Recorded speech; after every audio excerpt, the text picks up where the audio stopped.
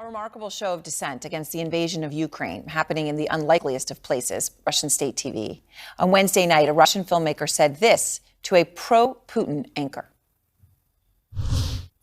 The war in Ukraine paints a frightening picture, and we should be aware that it has a very oppressive influence on our society, emotional. This is Ukraine. Whatever your attitude may be, it is something to which we are bound by dozens and hundreds of ties. It is where the suffering of some innocents is no compensation for the suffering of other innocents. Out front now, Katerina Khodorkadze, news director and anchor at TV Rain, an independent Russian outlet that says it was shut down by the government. And Katerina, I really appreciate your time. As TV Rain staff signed off, I know your network played Swan Lake in a nod to the 1991 coup attempt of Mikhail Gorbachev, because as that coup attempt unfolded, state TV played Swan Lake. And that's how people knew that something was amiss, that something was wrong. And obviously, that was the statement that you all made when you were forced off the air in light of these new laws, right, that could put someone in prison for 15 years for even calling this a war.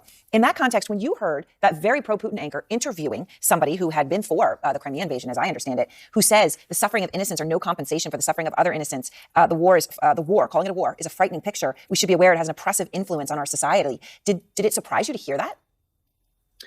Well, first of all, thank you so much for inviting me. And answering your question, well, yes, I was surprised, because you can hear such things and such thoughts on Russian state television. But, this is an exception. You can find a lot of people, a lot of guests on these television channels who could say something like that, who could say even a couple of words about the victims of this so-called special operation. Mainly, they go on with this terrible propaganda, claiming that there are Nazis sitting in Kiev, that Zelensky and other people who are now on the front line, that they are fascists trying to kill Russians in Donbass. And they are, going on with this myth, terrible fake, that NATO is a threat to Russia, and Ukraine, together with NATO, are trying to destroy Russian Federation with a nuclear weapon or biological weapon, or such terrible fakes that they're trying to spread, and people really believe it. Not everyone in Russia, definitely not, but there are a lot of millions, I suppose, who still watch television, who come back home from work, and they automatically they just switch on this propaganda channels, and they really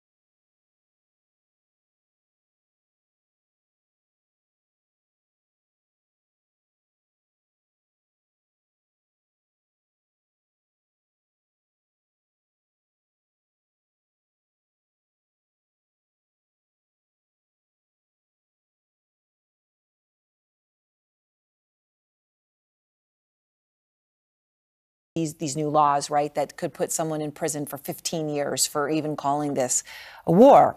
In that context, when you heard that very pro-Putin anchor interviewing somebody who had been for the Crimea invasion, as I understand it, who says the suffering of innocents are no compensation for the